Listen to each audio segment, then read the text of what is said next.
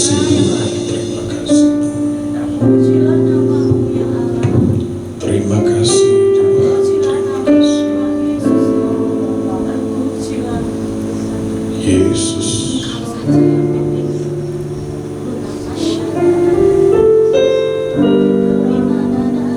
Terima kasih Tuhan, terima kasih. Terima kasih, Kau baik, Kau setia Tuhan.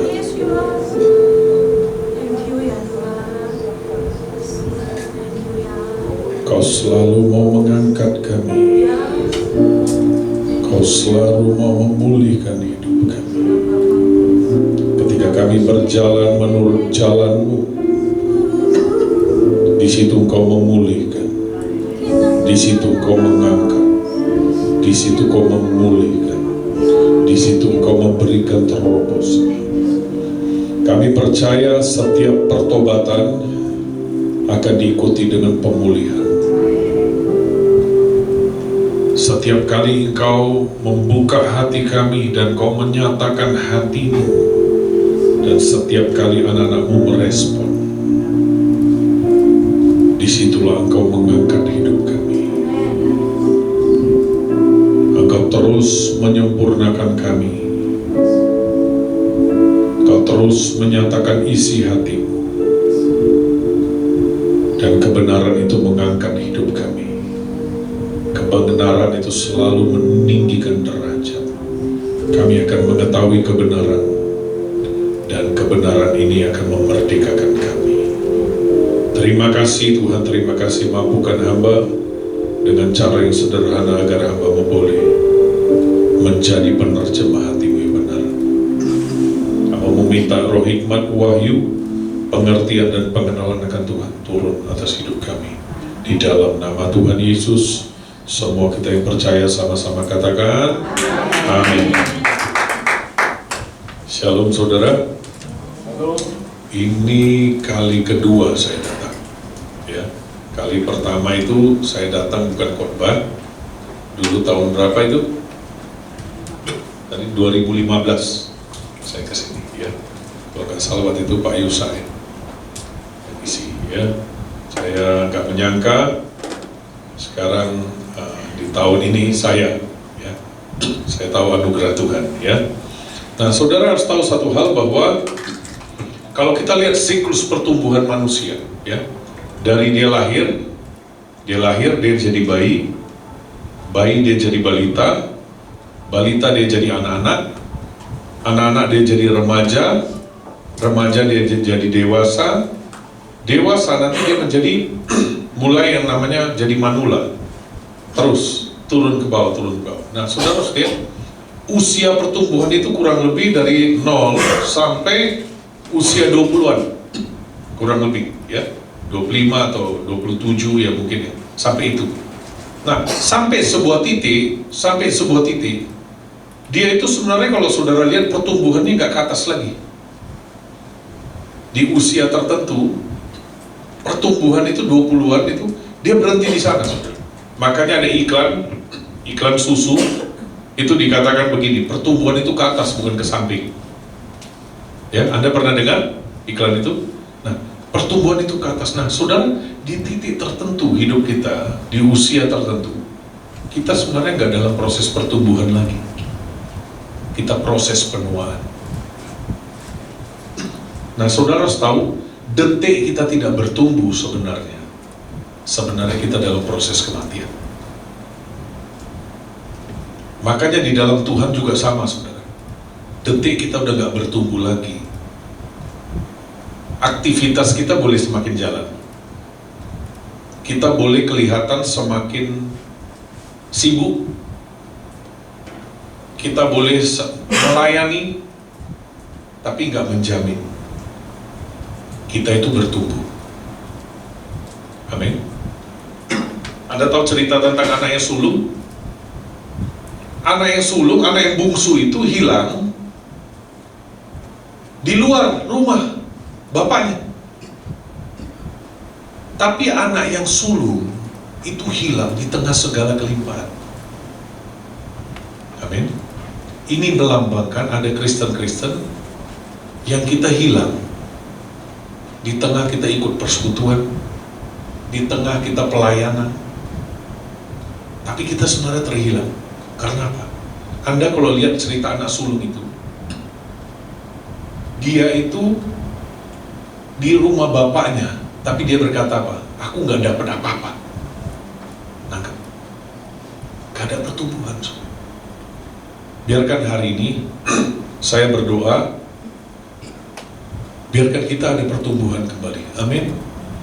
Alkitab berkata begini, walaupun manusia lahiria kita semakin merosot, tapi manusia batinia kita dibaharui terus. Artinya itu terus, saudara tahu, terus bertumbuh. Walaupun manusia jasmaninya itu semakin merosot, kita seharusnya bertumbuh. Alkitab berkata ini, jalan hidup orang benar kian lama kian terang sampai rembang tengah hari. Artinya begini, seharusnya kalau kita di dalam orang Kristen, di dalam kekristenan, Anda dan saya semakin tua semakin sakti. Kalau kita lihat saksi iman segala macam, saudara kalau lihat semakin mereka tua, karakter mereka makin jadi. Mereka semakin rendah hati, mereka semakin teachable, mereka semakin diurang. Saudara, dalam hidup ini gak ada yang perlu kita banggakan selain kita mengenal Tuhan atau tidak. Usia kita gak usah banggakan. Wah, saya udah tua, saya makan asam garam. Pertanyaannya, apakah engkau semakin mengenal Tuhan? Amin. Dalam hidup ini sekali lagi saudara, gak ada yang perlu dibanggakan. Pertanyaannya, apakah kita semakin jadi?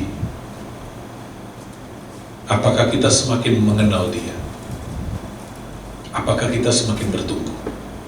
Saudara, kalau itu tidak kita dapati, saudara, saya minta satu hal, bahwa tangis itu minta sama Tuhan. Amin. Karena jangan sampai ya kita itu merasa damai. Saudara, ada suatu hal yang aneh, saudara. Anda kalau lihat, kalau setiap kali anak-anak itu kalau di ibadah Natal, biasanya kan satu persatu itu maju. Mereka membacakan ayat Alkitab tentang Natal. Salah satunya adalah di Yesaya 9 ayat 6, dibilang apa? Namanya akan disebut Raja yang kekal, Penasihat yang ajaib, ya toh? Ya toh? Raja yang kekal. Dan dibilang apa? Raja damai, betul ya? Tapi Anda boleh lihat di dalam Lukas, Tuhan Yesus berkata gini, Aku datang tidak membawa damai, tapi membawa pedang. Aneh itu. Dia disebut Raja Damai, tapi sang Raja Damai sendiri berkata, aku tuh tidak bawa damai. Kontroversi enggak? Hah? Siapa yang bilang kontroversi? Mau bilang kontroversi tapi takut gak kelihatan rohani. Sebenarnya tidak kontroversi. Dia Raja Damai, dia datang, dia berkata tidak membawa damai. Kenapa? Dia mau bongkar damai-damai yang palsu, supaya kita menerima damai yang sejati. Kenapa? Ada banyak orang hari ini tidak bertumbuh, tapi mereka rasa damai. Ada banyak orang hidup dalam dosa, tapi dia merasa damai. Ada banyak orang tidak hidup menurut hukum Tuhan, tapi dia merasa damai itu. Ada banyak orang tidak Injil, tidak menangkan jiwa, dan merasa damai. Padahal itu amanat agung. Ayo, betul tuh? Amanat agung, saudara garis bawahi kata agung, arti yang paling besar, yang paling utama, yang paling mulia. Itu kita abaikan. Dan kita damai itu. Kita damai itu gak ada orang dimenangkan lewat hidup kita. Betul tuh? Tanpa sadar kita berkata itu tugas hamba Tuhan. Kalau di sini hamba Tuhan, Anda hamba siapa? Pilihannya kan cuma dua. Padahal di Alkitab dikatakan begini, perhatikan. Detik kita lahir baru, kita menjadi hamba kebenaran. Artinya, saudara dan saya, kita ini hamba Tuhan dengan mimbar yang berbeda. mau Anda pengusaha, mau Anda ibu rumah tangga, mau Anda karyawan, mau Anda bos, itu mimbarmu. Handphonemu itu mimbarmu. Amin. Aminnya jadi sedikit. Seharusnya yang begini-begini yang menyinggung saudara, ini aminnya harus lebih kencang. Amin. Saudara, dengarkan baik-baik ya. Salah satu syarat untuk pengangkatan adalah amanah ragu. Kita tanpa sadar tuh, kita damai aja tuh.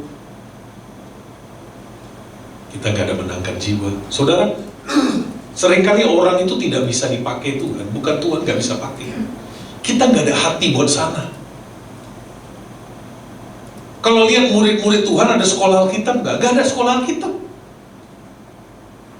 Mereka cuma tukang ikan, orang-orang sederhana.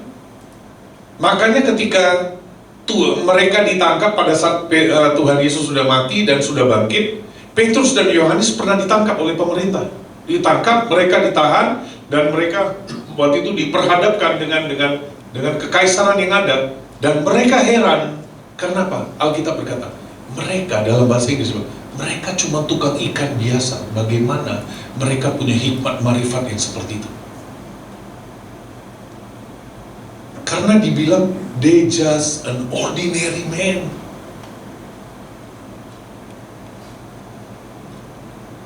Kenapa ada orang gak bisa dipakai? Karena kita gak merasa terbeban untuk itu. Amin. Saudara, ini sebelum saya masuk firman, saudara, begitu saya dulu, saya latar belakang saya pecandu narkoba, saudara. Saya bandar narkoba.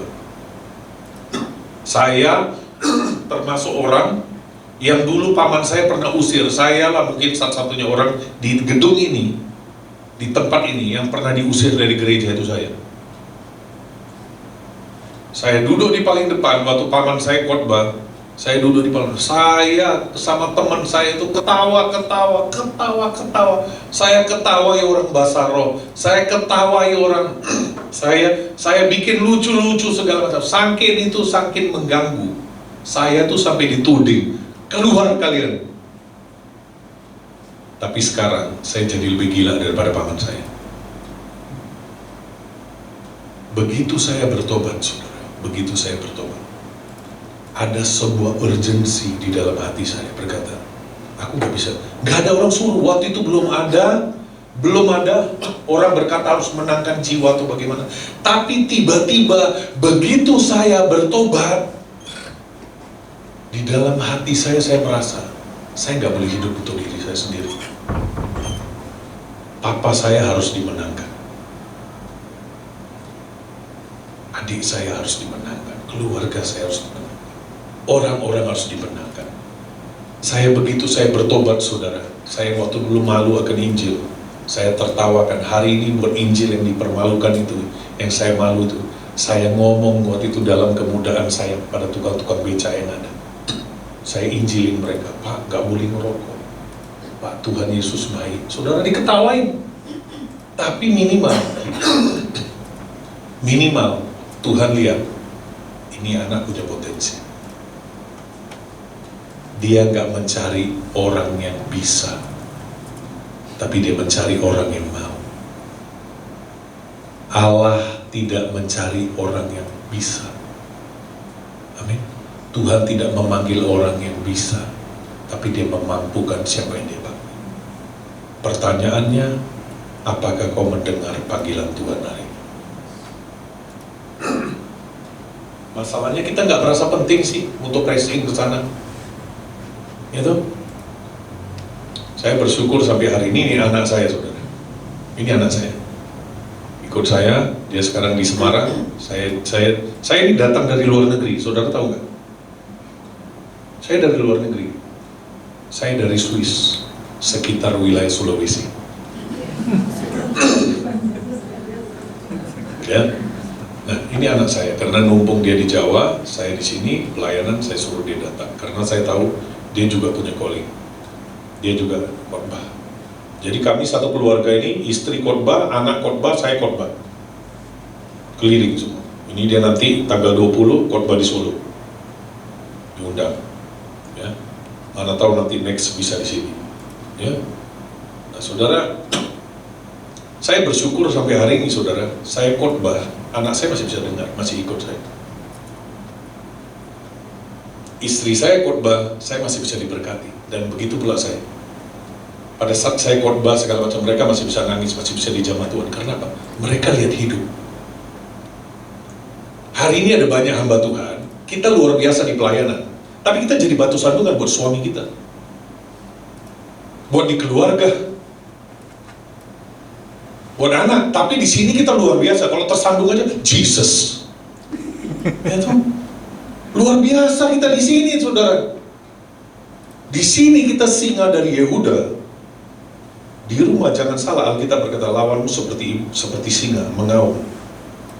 Iblis ya, singa yang sama, setan juga lambangnya singa, saudara. Amin. Di rumah kita tidak ada penundukan diri. Di rumah kita kasar. Oh, tapi di luar, kenapa kita bisa setel, kita begitu sweet? Anda mau tahu? Kalau itu bisa Anda setel, artinya kemunafik, dan Allah menentang itu. Amin. Mari saudara berubah. Saya percaya satu hal, saudara, kalau kita semakin mengenal Tuhan, kita semakin mengenal hatinya, kita akan tingkat pertobatan kita akan naik. Ada orang, dia udah gak marah, gak pecahin meja, gak pecahin itu, dia udah anggap itu udah pertobatan. Kalau hari Minggu dia mau datang gereja, udah dianggap pertobatan. Tapi itu masih jauh dari pertobatan. Amin. Karena pertobatan yang sungguhnya adalah kita mengerti hati.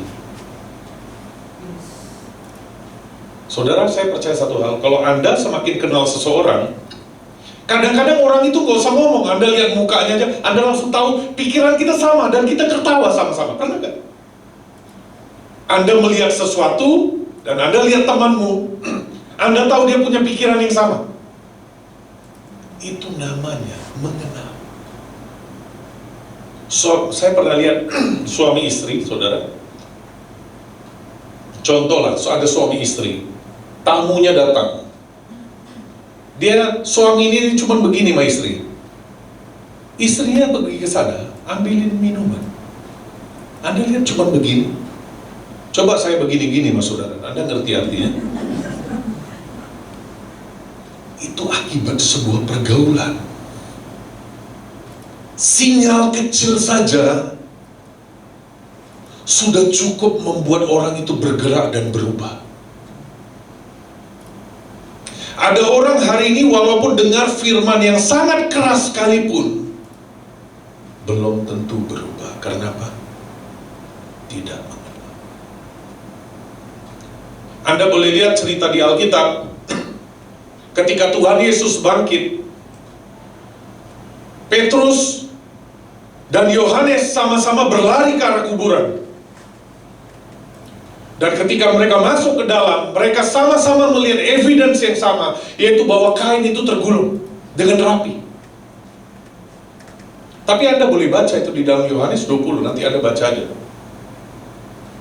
Dua-dua melihat evidence yang sama. Cuma satu yang keluar dari gua itu dan percaya, namanya Yohanes. Sama-sama bisa mendengar firman yang sama.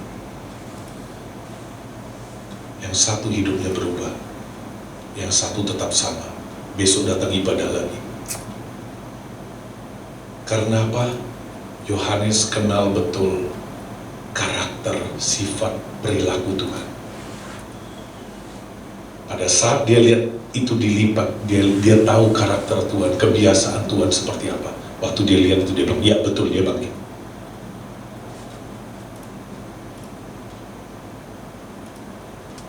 Elisa hanya perlu Elia lempar sebuah kain, dia mengerti itu waktunya, dia lepaskan semuanya dan dia ikut dan dia mengambang.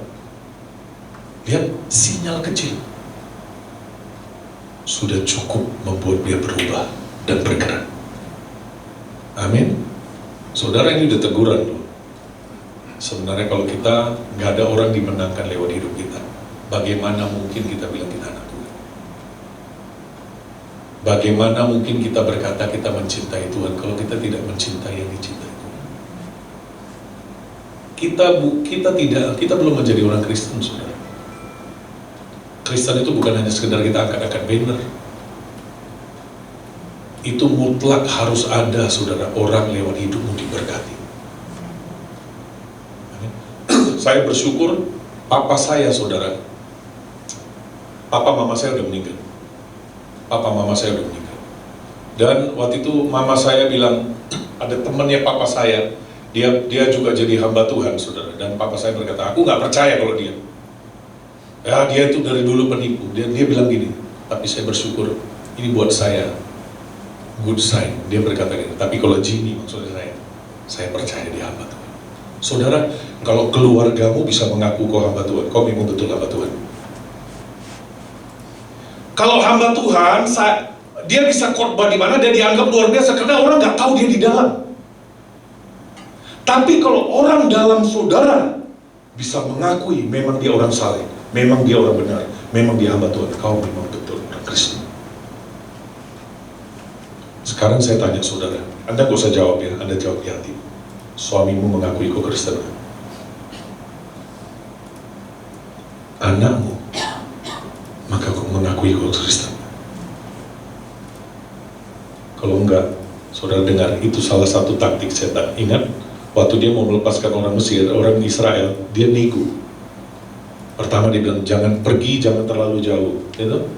Dan ada saatnya sebelum yang terakhir, yang ketiga, dia berkata gini, boleh pergi, tapi asal yang laki-laki saja. Dengan kata lain, pergi, tapi keluargamu gak usah dimenangkan.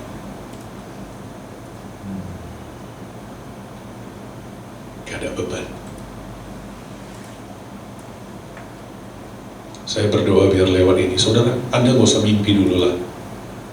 Mau menangkan ribuan jiwa, sebenarnya setiap harimu ada orang-orang sekelilingmu itu jiwa. Pembantu di rumahmu itu jiwa.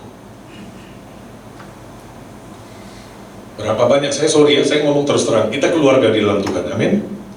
Walaupun saudara ketemu saya di keluarga, kita ketemu gede, tapi kita keluarga. Saya lihat ada banyak orang perlakukan pembantu hanya karena dia orang yang berbeda. Kita perlakukan beda. Karena ekonominya berbeda, kita perlakukan dia berbeda. Apa? Mata kamu, goblok. Coba kalau dia orang besar, Anda berani buat gitu? Karena kita tahu dia orang kecil. Padahal Alkitab berkata, kalau kau mengamalkan iman dengan memandang lupa, Anda telah berdosa. Kenapa Anda bisa sopan dengan orang kaya? Kenapa kita bisa sopan dengan orang yang kita pandang? Sesuatu yang bisa Anda modif, artinya itu kemunafikan. Ya atau ya? Benar? Jangan lagi undang hamba Tuhan ini. Tapi saudara, ini penting. Sebelum Tuhan Yesus datang, harus ada pelayanan Yohanes. Anda tahu pelayanan Yohanes? Yohanes itu dikatakan guntur di padang gurun, thunder in the desert. Thunder, guntur, itu gak ada gini, cetar, gak ada, saudara. Guntur, dar, orang disadarkan, disentak untuk kembali kepada Tuhan. Ada banyak orang nyaman hidup dalam dosa, ada orang nyaman hidup dalam kesombongan, ada orang nyaman hidup dalam semua yang Tuhan gak mau.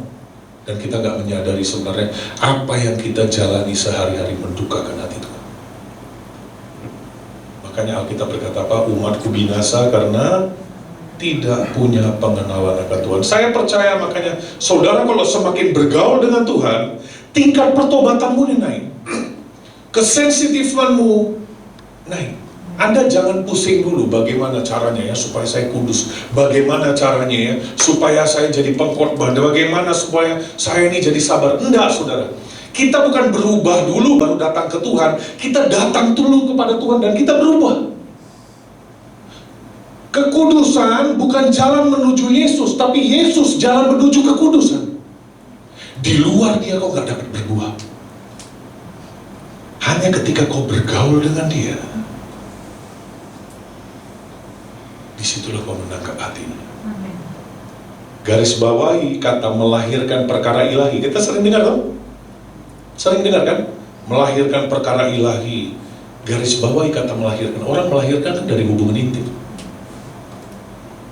Kenapa ada orang Kristen yang mandul? Kok gak ada hubungan?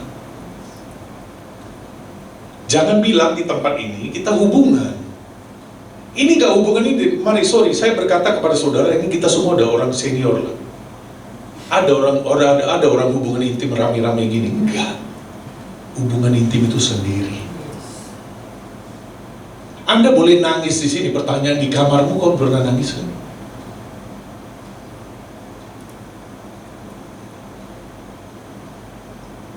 Kekristenan itu bukan tata acara. Kekristenan itu relationship.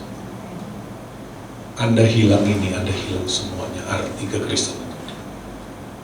Amin. Saya berdoa saudara merindukan hubungan dengan Tuhan. Di situ Anda akan nangkap. Amin. Anda akan semakin mengerti. Saudara, saya bagikan minimal, tapi saya percaya nanti Anda berjalan dengan Tuhan, Anda ketemukan banyak dengan Tuhan. Tapi minimal saya bagikan saudara, ya, ada level, layer demi layer, level demi level, namanya pertobatan. Mari kita lihat sebentar di dalam Yohanes 8. Mari kita lihat dalam Yohanes 8.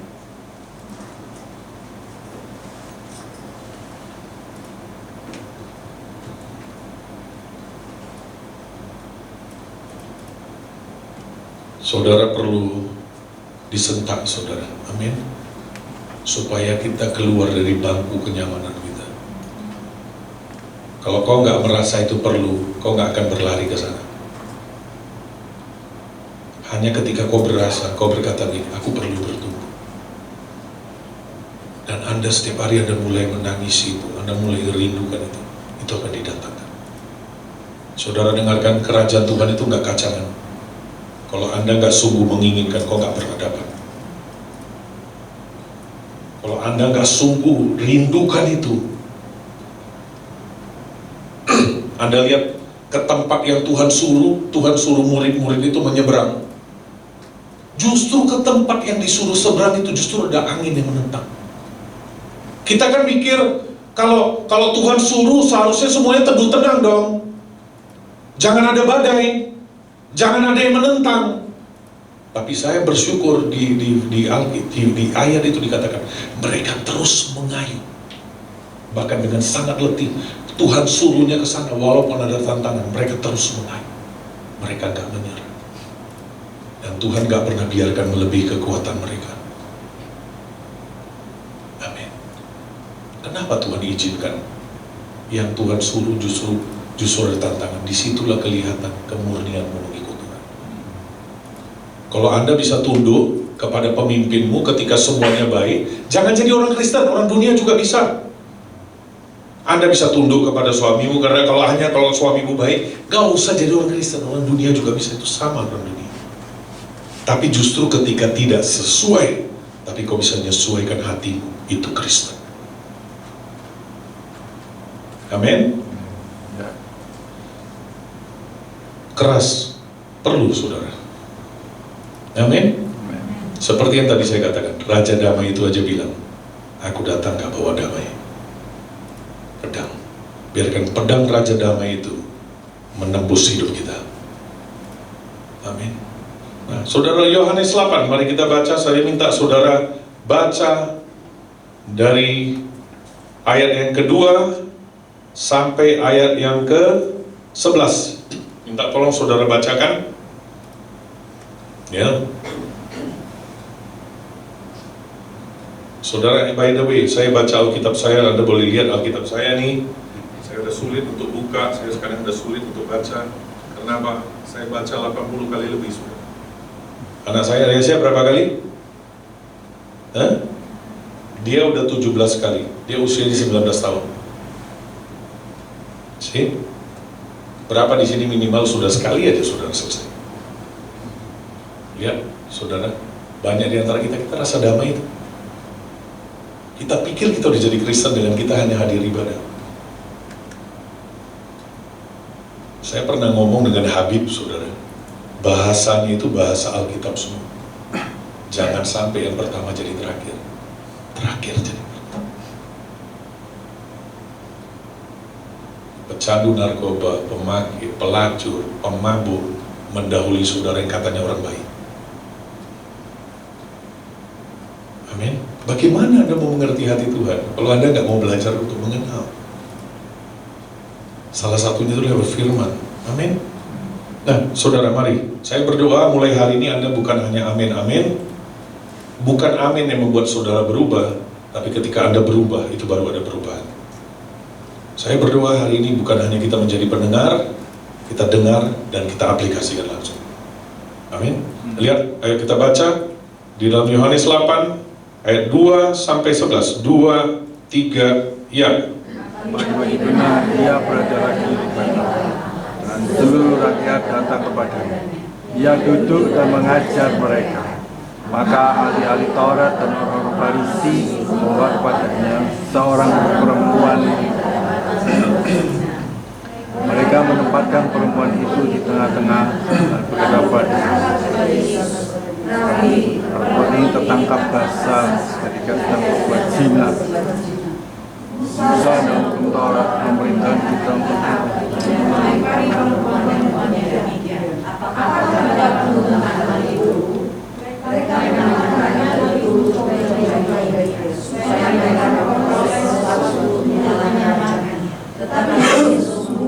lalu menulis dengan jarinya di tanah. Dan ketika mereka terus dia pun bangkit berdiri lalu berkata kepadanya, barang siapa di antara kamu tidak berdosa, hendaklah ia pertama melemparkan batu kepada perempuan itu. Dan ia membungkuk pula dan menulis di tanah. Tapi seorang mereka mendengar perkataan itu, pergilah mereka seorang demi seorang, mulai dari yang tertua, akhirnya tinggal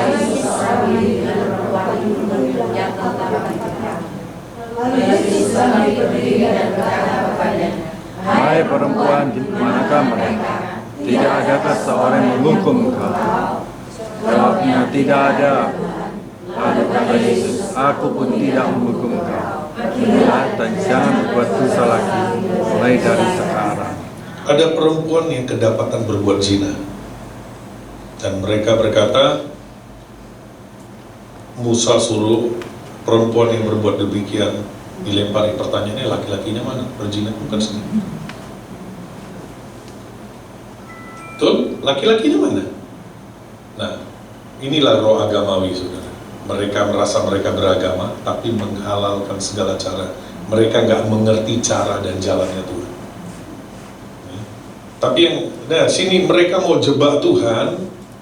Hukum Roma berkata pada saat waktu itu orang Israel dikuasai oleh Roma. Roma tidak memperbolehkan hukum lempar batu, tapi Taurat mengharuskan. Tuhan diperhadapkan, mereka mau jebak Tuhan, tapi Tuhan gak bisa dilawan. Amin. Hikmatnya tidak tertandingi. Anda tahu pada ujungnya mereka kalah dengan hikmat Tuhan. Tuhan berkata, barang siapa tidak berbuat dosa, mulai dari yang tertua. Kenapa dari yang tertua? Yang paling tua sadar hidup lebih lama, lebih banyak berdosa. Hari ini kita jangan bangga usia tua. Amin. Saya berani jamin usia kita yang lebih tua kita lebih berdosa daripada orang yang lebih muda. So nggak ada yang perlu dibanggakan. Yang perlu kita banggakan adalah apakah kita mengenal Tuhan dan dikenal oleh Tuhan. Itu yang harus kita banggakan. Biar orang nggak tahu kau siapa, hamba Tuhan mana, kau faceless. Yang penting Tuhan tahu namamu. Amin. Tuhan kenal kau. Apa artinya saudara dikenal orang? Sampai di surga, Tuhan kami mengusir setan dengan namamu. Kami menyembuhkan orang. Tuhan berkata, tidak mengenal kau. Amin. Jadi bukan soal aktivitas luar, saudara, di dalam. Tapi yang saya mau bahas di sini, perempuan ini bertobat nggak? Bertobat. Walaupun tidak ada indikasi, dia teriak-teriak, tolong saya, ampuni saya, tolong selamatkan saya. Gak ada, diam aja. Dibawa, bagaimana caranya perempuan ini dikatakan kedapatan berbuat zina? Menurut saya, kemungkinan besar perempuan ini dibawa dalam keadaan setengah telanjang. Apa yang membuktikan? Dia barusan berzina. Ditangkap, diseret lagi melakukan. Dengan kain apa adanya, dia dibawa. Tapi yang saya mau bahas di sini, apakah perempuan ini bertobat? Saudara berkata bertobat, dan saya setuju, karena Tuhan berkata pergilah dan jangan berbuat dosa lagi. Walaupun mulutnya tidak ngomong, saya percaya Tuhan melihat hati. Tapi ini perempuan, saya mau berkata inilah pertobatan yang paling rendah. Karena apa? Dia datang kepada Tuhan bukan karena niatnya, keadaanlah yang menyeret dia ke Tuhan. Situasi, keadaan, dia ketangkap buat dosa, diseret di depan Tuhan.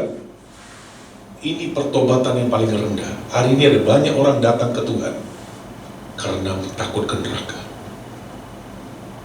Hari ini ada banyak orang cari Tuhan, kenapa? Supaya ada damai. Gak salah sih. Ada orang cari Tuhan supaya toko saya diberkati, keluarga saya diberkati. Ada orang cari Tuhan, kenapa? Kita udah coba segala cara, penyakit kita gak sembuh. Datang ke Yesus, Jo. Dia bahasa Manado. Ada orang jadi Kristen karena apa? Karena harus menikah supaya ada surat nikah. Ini pertobatan yang paling rendah. Coba cek hidup kita. Waktu awal Anda jadi Kristen, karena apa?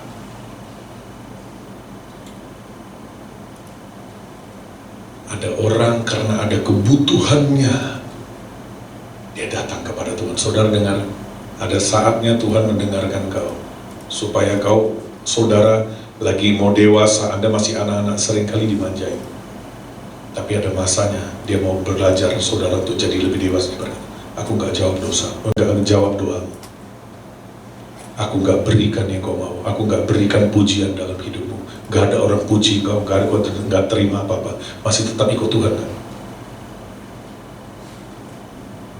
Melayani, gak ada dapat keuntungan apa-apa, malah minus. Berpegang pada sumpah walaupun rugi, di Alkitab katakan. Ketika Tuhan mau memurnikan kau, biar takutnya orang seperti ini akan meninggalkan Tuhan. Anda percaya ikut Tuhan diberkati? Mari kita lihat sebentar di dalam Alkitab, di dalam Ibrani 11.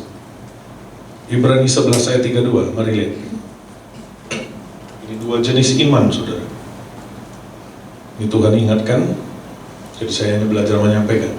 Amin. Ibrani 11 ayat 32, Anda perhatikan, dikatakan begini, perhatikan. Dan apakah lagi yang harus aku sebut? Sebab aku akan kekurangan waktu apabila aku hendak menceritakan tentang Gideon, Barak, Simson, Yefta, Daud, Samuel, dan para nabi yang karena iman telah menaklukkan kerajaan-kerajaan, mengamalkan kebenaran, memperoleh apa yang dijanjikan, menutup mulut singa-singa, memadamkan api yang dahsyat. Mereka telah luput dari mata pedang, telah beroleh kekuatan dalam kelemahan, telah menjadi kuat dalam peperangan. Jadi Anda perlu berperang, saudara, supaya Anda jadi kuat. Amin. Dan dibilang apa? Dan telah memukul mundur pasukan-pasukan tentara asing. Dikatakan ibu-ibu telah menerima kembali orang-orang yang telah mati sebab dibangkitkan. Sampai di situ, saudara, sampai di situ. Ini iman pertama. Oleh imannya menutup mulut singa, oleh imannya dibebaskan dari penjara, memadamkan api, membangkitkan orang mati. Siapa yang mau? Tuh, gak mau, dilihat malaikat tuh. Anda gak tahu loh, sebenarnya di sini ada banyak malaikat. Mari, yang mau? Loh, saudara kok ragu-ragu ya? Amin. Ini semua orang mau, dan pasti mau. Kalau nggak mau, nggak waras. Ya, tapi ini iman juga. Habis itu dibilang apa? Tetapi orang-orang lain membiarkan dirinya disiksa dan tidak mau menerima pembebasan supaya mereka beroleh kebangkitan yang lebih baik. Ada pula yang diejek, didera, bahkan yang dibelenggu dan dipenjarakan. Mereka dilempari, digergaji, dibunuh dengan pedang. Mereka mengembara dengan berpakaian kulit domba, kulit kambing, sambil menderita kekurangan. Kita percaya tadi Tuhan memberi kelimpahan, tapi di satu sisi ada orang karena imannya dia kekurangan. Karena imannya dia mau hidup benar, justru dia masuk penjara. Karena imannya dia digergaji, didera, diludah. Kalau kita disuruh pilih dua iman ini, kita mau pilih yang mana? Makanya jangan cepat menghakimi. Ada orang dia punya kesempatan untuk naik jadi kaya, tapi karena dia lihat kehendak Tuhan, dia berkata, tidak, aku pilih jalan. Kalau Anda menilai cuma ukuran di luar, Anda salah besar. Paulus berkata, kalau dulu kami menilai Kristus menurut ukuran manusia, sekarang kami tidak melakukannya lagi. Kami tidak menilai seorang pun menurut ukuran manusia. Dari buahnya lah kau akan mengenal mereka, bukan materinya.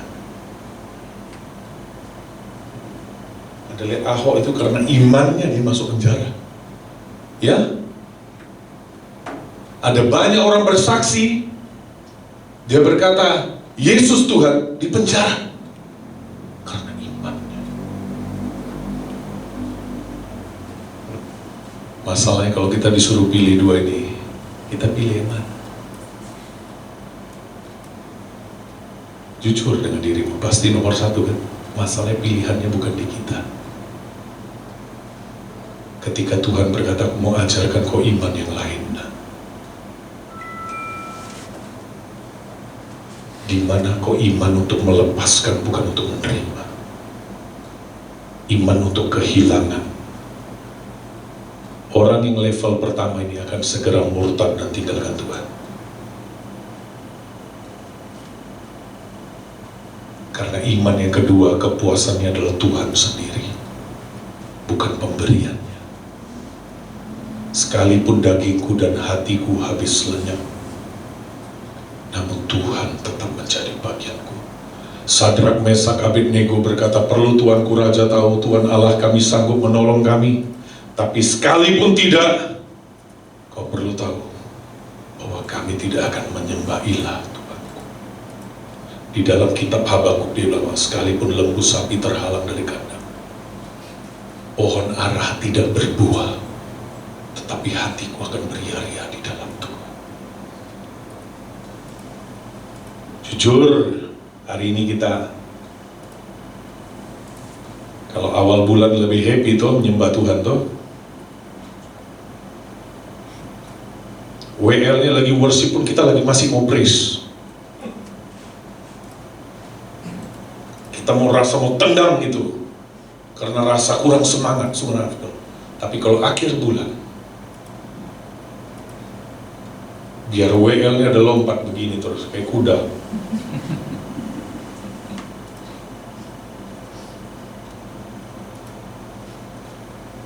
Ibadah gereja, kalau sungguh bahagia, kedatangan mereka yang bawa kabar baik. Anda tahu nggak, saya datang bawa kabar baik nih. Amen. Tapi sebagian daripada saudara, muka saudara panjang. Kabar baik buat rohmu, bukan buat dagingmu. Rohmu dimerdekakan. Dagingmu memang tersinggung, telingamu memang panas.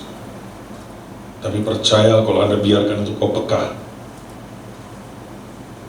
Amin. Ini yang nomor 2, saudara. Yang berikut, saudara, kita lihat iman yang nomor 2. Kita lihat di dalam Lukas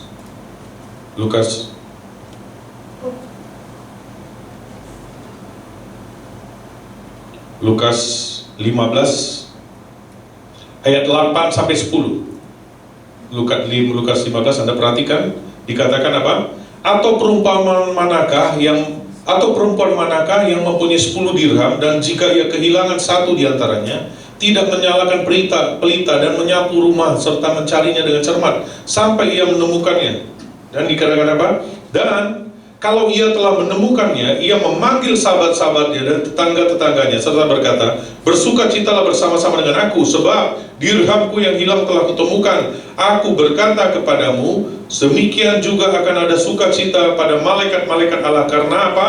Satu orang berdosa bertobat. Ini cerita tentang pertobatan. Tapi pertobatan yang kedua ini beda dengan yang pertama. Nah, orang Yahudi percaya angka 10 itu adalah angka keutuhan, wholeness, utuh. Ini bukan hanya cerita tentang wanita, dia ada 10 dirham nih, dia ada 10 dirham, dia hitung 1, 2, ini 9, loh mana satu lagi, dicari-cari. Lalu cerita inilah, cerita bukan hanya itu. Orang Yahudi, saudara dengarkan baik-baik, kalau dirham ada 10, itu dikumpulkan, biasanya itu buat menjadi mas kawin, namanya ketubah. Anda pernah lihat film-film orang timur, mereka ada koin yang digantung di sini, koin bolong di sini, kadang di sini. Orang zaman dulu belum tahu cincin, saudara, buat mas kawin. Itu dipakai jadi mas kawin.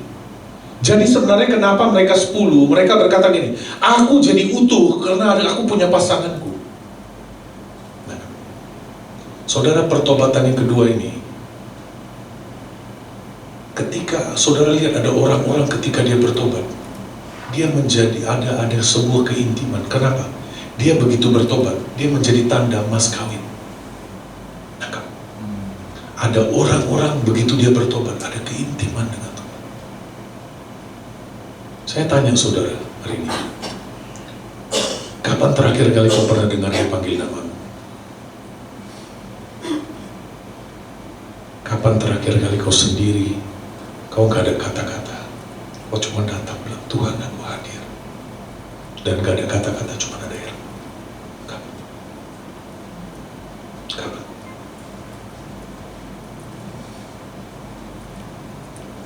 Kapan terakhir? Saudara, kekristenan itu relationship. Musa berkata, yang membedakan kami daripada bangsa yang lain adalah kecuali kau berjalan dengan kami. Anda dan saya boleh aktif pelayanan, boleh penuh segalanya, tapi kalau kau gak punya relation, Anda gak beda dengan orang dunia. Di luar dia kau tidak dapat berbuat. Saya teringat cerita tentang 10 orang kusta. Ada 10 orang kusta disembuhkan, cuman satu yang kembali. Cuman satu yang kembali dari 10. Cuman satu yang kembali, dia berkata, Tuhan, aku bersyukur kau udah sembuhkan aku. Aku syukur kau berikan, tapi yang aku mau adalah pribadimu. Ini loh yang jadi pertobatan yang kedua. Dia berkata, Tuhan, aku bersyukur kau jawab doaku. Aku bersyukur kau telah selamatkan aku, tapi yang aku rindukan adalah engkau. Amin. Dia menjadi. Ini pertobatan yang ketiga, yang terakhir, saudara.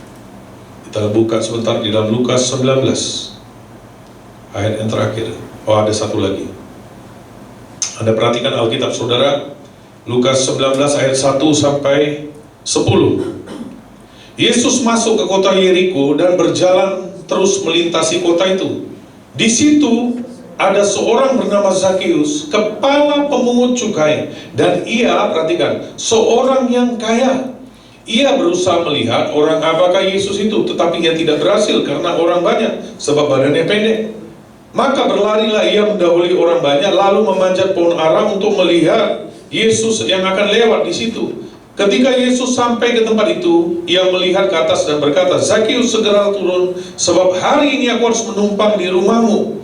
Lalu Yesus segera turun dan menerima Yesus dengan sukacita. Tetapi semua orang yang melihat hal itu bersungut-sungut, katanya, ia telah menumpang di rumah orang berdosa. Tapi Zakius berdiri dan berkata kepada Tuhan, Tuhan, setengah dari milikku, perhatikan, setengah dari milikku kuberikan kepada orang miskin, dan sekiranya ada sesuatu yang kuperas dari seorang, akan kukembalikan 4 kali lipat. Kata Yesus kepadanya, hari ini telah terjadi keselamatan kepada rumah ini, karena orang ini pun anak Abraham, sebab anak manusia datang untuk mencari dan menyelamatkan yang hilang. Saudara perhatikan baik-baik, ini cerita tentang pertobatan.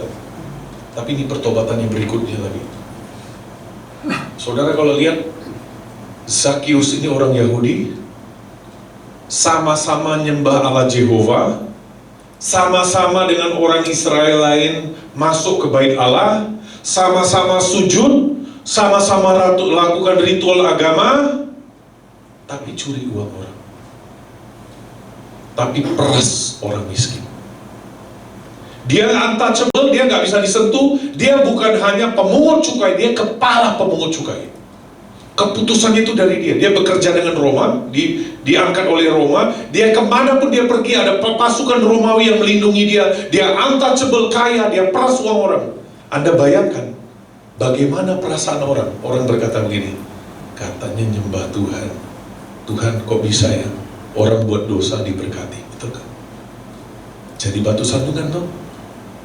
Jadi batu sandungan tuh. Hari ini ada banyak suaminya nggak mau bertobat. Kenapa? Istrinya jadi batu sandungan. Nggak pernah ada penundukan diri. Padahal Alkitab berkata suami itu dimenangkan tanpa perkataan. Benar. Ketika Anda diam, Anda berserah, Tuhan yang turun tangan.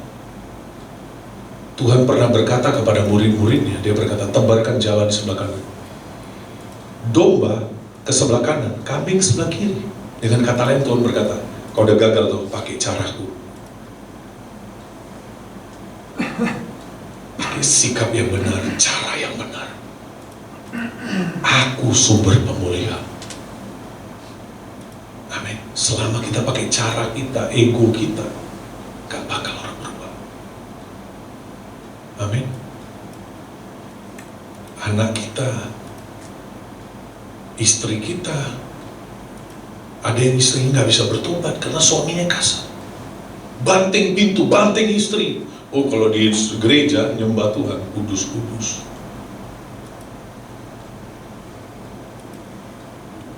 Amin. Pertobatan yang kedua ini adalah, pertobatan yang ketiga ini adalah pertobatan yang memulihkan martabat dan harga diri Tuhan.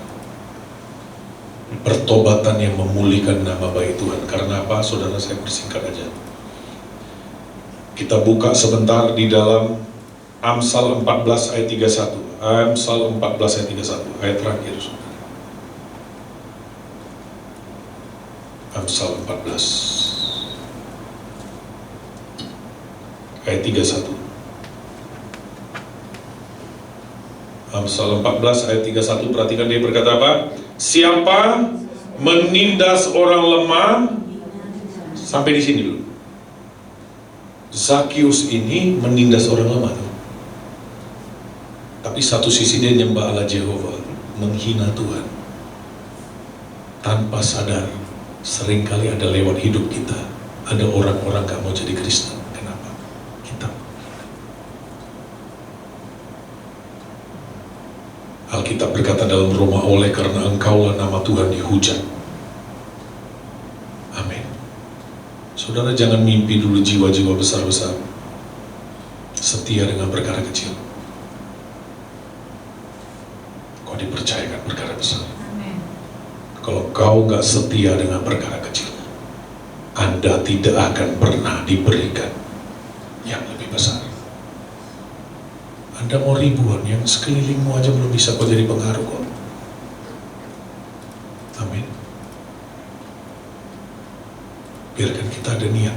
Dan Alkitab berkata berikutnya, dibilang apa? Tetapi siapa menaruh belas kasihan kepada orang miskin, dia memuliakan. Tapi Zakius, perhatikan, dia berkata apa? Tuhan, setengah daripada milikku berikan kepada orang miskin. Dan sekiranya ada yang kuperas, aku kembalikan 4 kali lipat. Saudara, di dalam Alkitab Perjanjian Lama, kitab Pentato, kitabnya Musa, saudara, dikatakan apa? Apabila orang mencuri, apabila barangnya ada padanya, dia harus kembalikan 2 kali lipat. Ini bicara pertobatan. Dia bukan hanya gantikan 2 kali lipat, dia berkata, Tuhan, lebih daripada yang kau minta aku berikan 4 kali lipat. Dan dia bilang apa? Setengah dari yang aku punya, aku berikan kepada orang miskin. Dan sini bilang apa? Tetapi siapa menaruh belas kasihan kepada orang miskin, memuliakan. Ini pertobatan seperti dia berkata, Tuhan, udah cukup lama jadi Kristen, aku jadi batu sandungan. Sekarang aku mau lewat hidupku, kau dipermuliakan. Saudara, ada nggak kau punya kerinduan lewat hidupmu, ada jiwa-jiwa di mana? Saya sampai hari ini, saudara, rasa saya nggak tahu, saya mungkin kedorong lah ya, ibadah itu.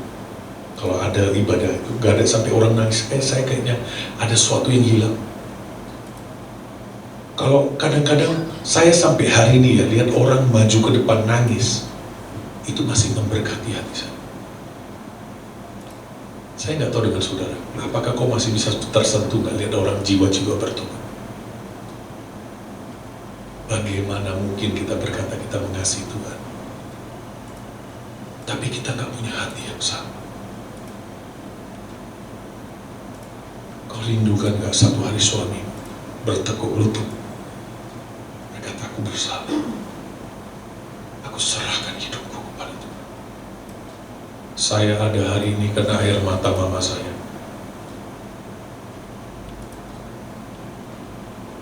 Hari ini mama saya udah gak ada, tapi mama saya bersyukur sebelum dia meninggal dia lihat anaknya memuliakan Tuhan. Amin. Saudara, selama kau masih ada hidup, nggak peduli berapapun usia, masih ada kesempatan. Karena anjing yang hidup lebih baik daripada singa yang mati, Alkitab berkata. Pertanyaannya, kau punya nggak passion itu? Berkata Tuhan, hidup cuma sekali. Hidup cuma sekali. Pakai aku untuk muliakan kau. Aku gak pernah tahu kapan aku akan dipanggil. Hidup sekali Tuhan. Aku mau tinggalkan jajanan. Aku mau lewat hidupku.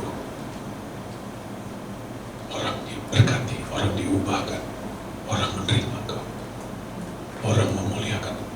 Bayangkan satu hari kau terbujur ke aku di peti mati itu.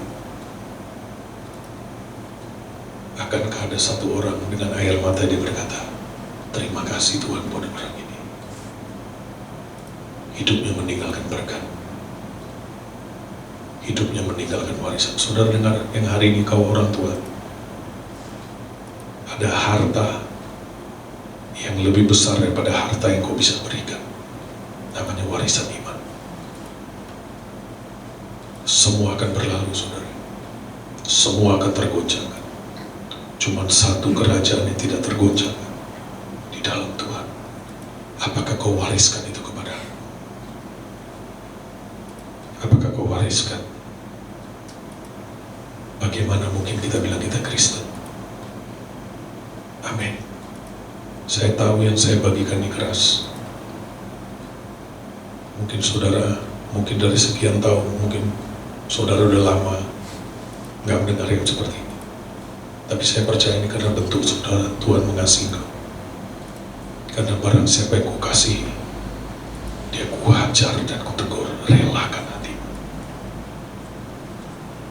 Jangan ubah kebenaran karena kebenaran itu gak sesuai dengan kau.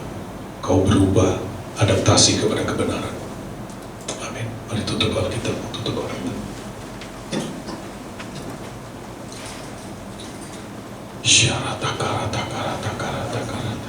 Buka hatimu, saudara. Kau tahu ketika firman Tuhan mengalir, firman Tuhan disampaikan, Tuhan ada. Karena dia raja kebenaran. Dia bertahta di atas kebenaran. Setiap kali kebenaran disampaikan, mau itu dengan cara kasar atau halus, dia hadir di sana. Kalau raja berada di tahtanya, bagian kita sujud menyembah, bagian kita berserah, bagian kita tunduk, kita berkata, aku serahkan Tuhan. Jangan datang ke hadirat Tuhan dengan tangan hampa, saudara. Saya nggak bilang itu soal hartamu, tapi harta yang paling mahal yang kau punya adalah hatimu, keberserahanmu kepada Tuhan, penundukan dirimu kepada Tuhan. Itu hartamu yang sejati. Kemenyerahanmu kepada Tuhan, kerendahan hati hambamu di hadapan Tuhan, itu harta yang sejati. Saya tahu ada orang yang tersinggung di tempat ini.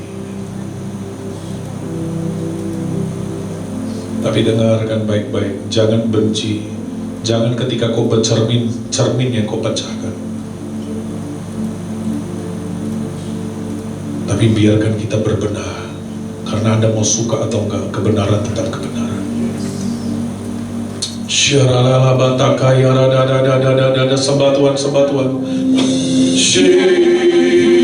Mendengar untuk berubah, mendengar untuk merespon, mendengar untuk bertobat.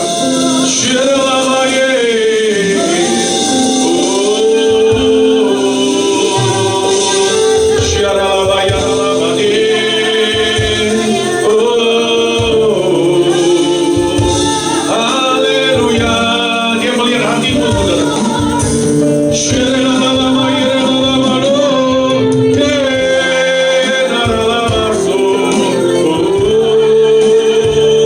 Berbicara komunikatif.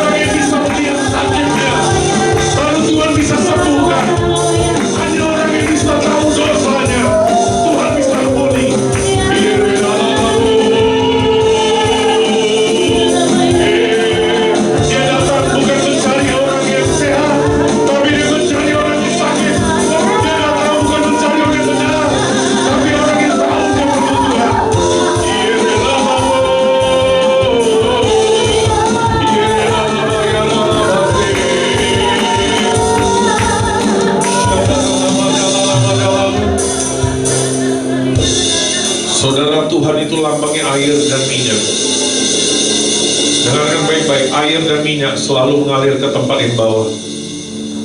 Dia selalu mengalir ke tempat yang rendah. Semakin kau merendahkan diri, kau semakin melimpah dengan anugerah. Alkitab berkata Allah menentang orang congkak, tapi dia mengasihani orang yang rendah hati. Dalam bahasa Inggris dibilang apa? God resists the proud, but He gave grace to the humble. Dia memberikan anugerah kepada yang rendah hati. Jangan punya pembenaran diri, tunduk kepada raja kebenaran itu. Dosa yang paling besar bukan ketika kau berzina. Dosa yang paling besar bukan kau hidup munafik atau apapun.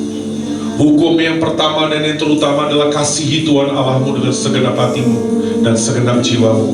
Itu hukum yang pertama dan yang terutama. Ketika kita sudah tidak ada passion lagi, tidak ada gelora lagi dengan Tuhan, kita bersalah kepada hukum yang pertama dan yang terutama. Itu dosa yang paling besar. Anda lihat makanan, selama makanan itu ada panas, dia nggak bisa busuk. Selama dia punya kehangatan, dia jauh dari busuk. Dari mana orang jatuh dalam dosa? Dari mana orang jadi beku? Ketika dia udah kehilangan yang namanya kehangatan itu. Maka ini dosa yang paling besar. Ini cikal bakal daripada segala dosa. Daripada segala dosa pemberontakan, daripada segala dosa kekerasan hati. Ini cikal bakalnya. Yang saya tahu, orang kalau bersentuhan dengan Tuhan, hatinya jadi soft. Jadi soft. Ingat, di luar dia kau tidak dapat berbuah.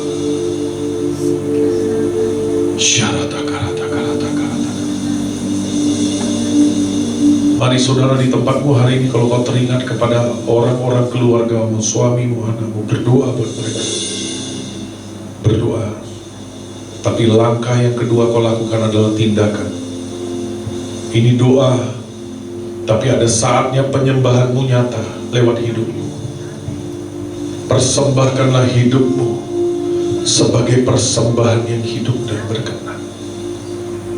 Ini saatnya kau berdoa. Minta mereka dimenangkan. Minta lewat hidupmu mereka mengenal engkau selagi kau masih punya nafas. Minta pembantumu dimenangkan. Ibu-ibu, kau yang sering kasar dengan pembantumu karena mereka miskin dan sukunya lain, bertobat hari ini. Darah Tuhan mengalir untuk mereka juga. Bagaimana mungkin kau merasa kau lebih dari mereka? Padahal sama-sama kita kain kotor. Mari jangan jadi sama seperti orang dunia. Mari saatnya kau menilai dengan kacamata Tuhan. Sekarang saat ini, bertobat. Bertobat, bertobat, bertobat. Kedua, saya mau berdoa buat saudara yang kau berkata, Tuhan, aku rindu lewat hidupku kau pakai. Pakai aku menurut apa yang kau berikan di tanganku. Aku hanya tangan kosong, aku gak punya apapun. Tapi aku rindu lewat hidupku aku menjadi panji.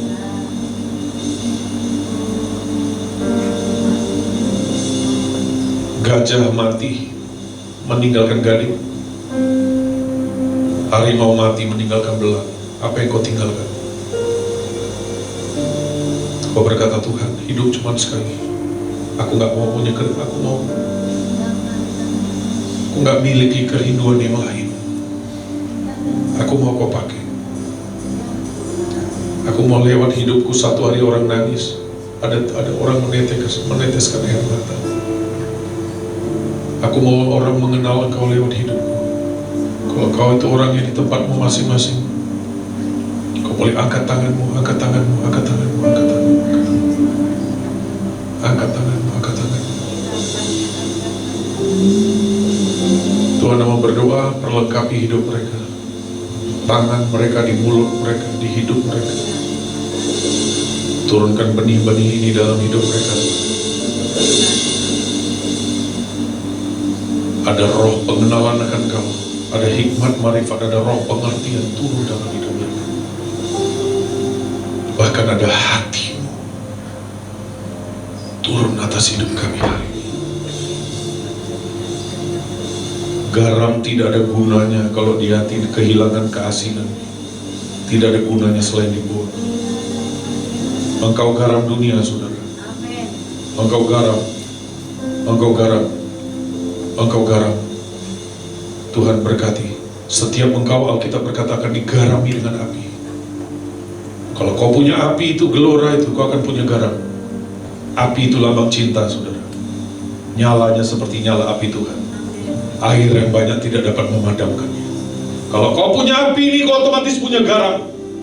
Garam mencegah pembusukan, tapi garam juga memberi namanya rasa. Kau terima itu. Setiap orang, Anda menerima karunia yang berbeda-beda malam ini. Kau gak perlu rasa getar-getar atau apapun, tapi itu turun. Ingat, ini rohani. Yakub hanya menerima berkat, hanya ditumpangin tangan. Dia tidak ada getar-getar, tapi dampaknya dia menuai secara fisik dalam hidupnya. Alkitab berkata pada mulanya firman, dan firman jadi daging. Firman cuma perkataan, tapi dia sanggup jadi fisik. Hari ini yang kau terima ini rohani, saudara. Itu bisa jadi fisik dalam hidupmu. Itu bisa kau lihat lewat hidupmu, ada orang-orang dimenangkan jadi fisik. Dari fisik, dari fisik. Di dalam nama Tuhan Yesus, you receive. Kau menerima, kau menerima, kau menerima. Hidupku mengenal